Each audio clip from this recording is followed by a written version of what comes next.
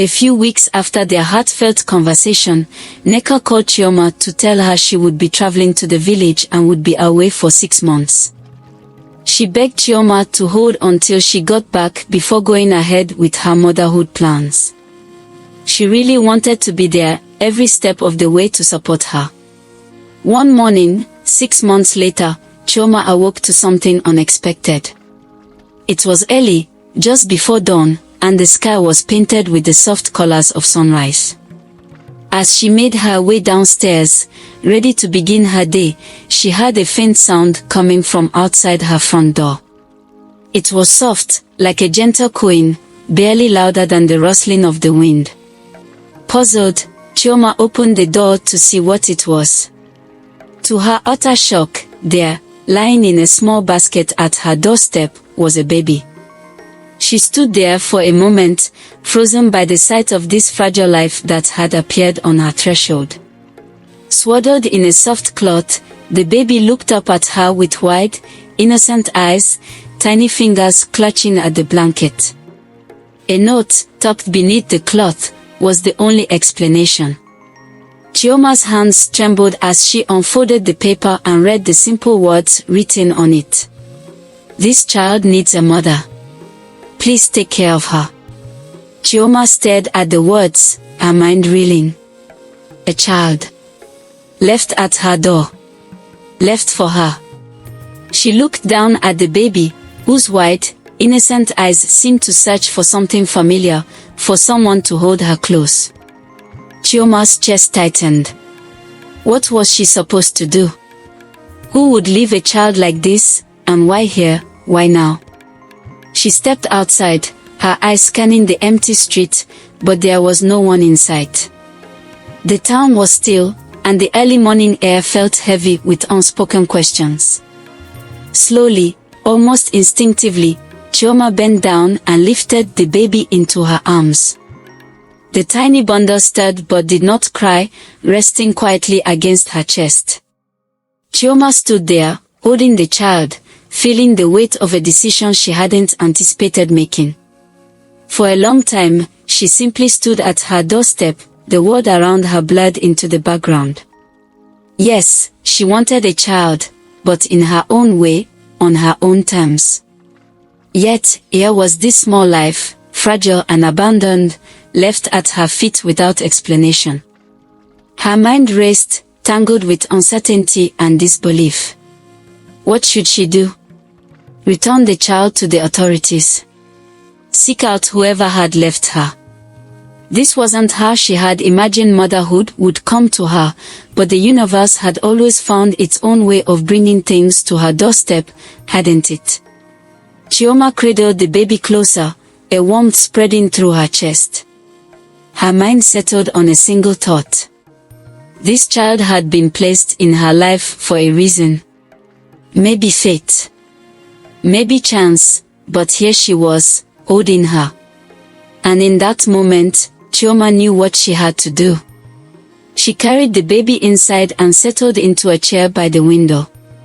"I don't know who you are," Chioma whispered to the baby, her voice soft but full of resolve, "or where you came from. But you're mine now, and I'm going to take care of you." She decided to name the child Blessing, for it was the only name that seemed fitting for her. Of course, the days that followed were not without their challenges. The neighborhood soon learned of the baby that had mysteriously appeared at Chioma's door, and as expected, the whispers began. People talked. Some with sympathy, others with suspicion. Who was the child's mother? Why had she chosen Chioma of all people to raise her? The stories grew wilder with each retelling, but Chioma remained unmoved by the noise.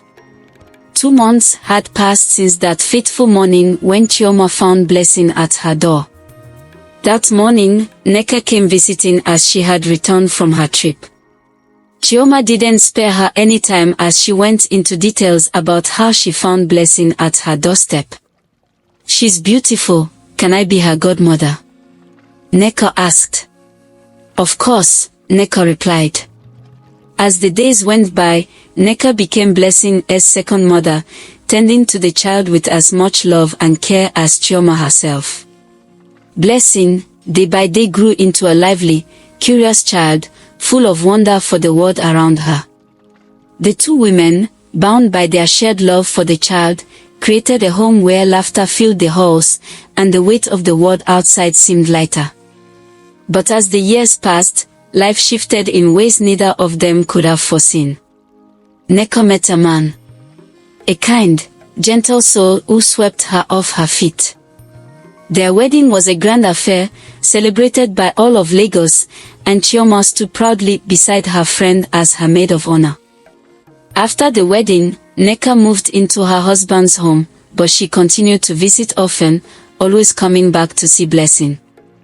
The bond between the three of them remained strong, but over time, Nneka's visits grew less frequent. Chioma assumed it was simply the demands of a new marriage. However, as the years went by, whispers began to circulate. Nneka had been trying to conceive, but no child had come. Months turned into years, and the once unspoken hope that her home would soon be filled with the cries of her own baby began to fade. But as fate would have it, Nneka was blessed with a beautiful baby girl a few months later. As Nneka was celebrating the birth of her baby, fate smiled at Chioma too. She met a man. His name was Daniel.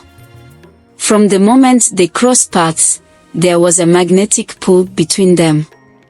Daniel wasn't like the others. He wasn't drawn to her fortune or the empire she had built. He saw her. The woman behind the success, the heart that beat fiercely for her people and her dreams. He was kind, humble, and driven in his own right. Daniel owned a chain of successful agricultural businesses, and while their worlds were different, their values aligned perfectly. For the first time in years, Chioma felt safe enough to let her guard down. Their love blossomed quickly, but it was genuine, not rushed. Chioma had always been cautious, but with Daniel, things felt right. They married in an intimate ceremony, a moment of pure joy after years of heartache. Not long after, the greatest blessing of their union arrived. Their son, Joseph. Joseph was everything Chioma had dreamed of and more. His tiny hands grasped hers with a strength that belied his small frame, and from the first time she looked into his wide, curious eyes, she knew her world had changed forever. Joseph was the piece of her heart that had always been missing, and with him in her arms, she felt complete. For the first few years, life was beautiful. Chioma, Daniel, Blessing, and Joseph were a perfect family. Daniel adored his wife and doted on their son, and in return, Chioma marveled at how her life had unfolded. She had defied the odds. Rising from poverty, building a business empire, finding love, and now, becoming a mother. But life, with its unpredictable nature, came with another blow. Daniel fell ill. What started as a persistent cough turned into something much more serious. Chioma was at his side day and night, refusing to leave him as the doctors tried everything they could. But despite their best efforts, Daniel's condition worsened, and within months, he passed away. Chioma's world shattered. The man who had restored her faith in love, who had given her Joseph, was gone. The grief was unbearable, a weight that sat heavily on her chest. She mourned deeply. She needed her best friend, Nneka, and Nneka showed up for her. She stood with Chioma through this trying period, and made sure she was never left alone. As the years passed, Chioma poured everything into raising Joseph and Blessing. Her two children grew up and loved each other. Their bond was unbreakable, and this made Chioma happy. Everything was going on well, and soon, Blessing clocked 13 years of age.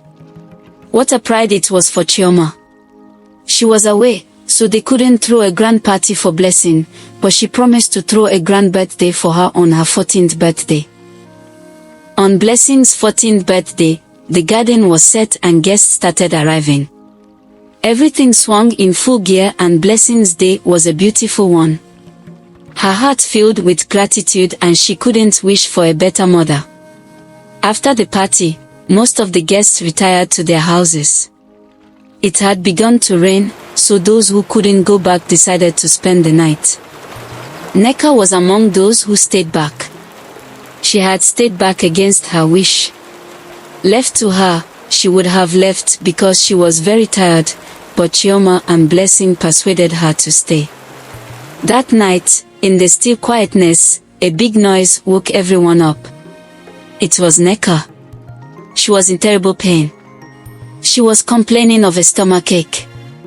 Terrified, Chioma called out to her driver to drive them to the hospital, but Nneka stopped her. "No, don't worry," she said. "I know what's happening." Tears swelled up in her eyes.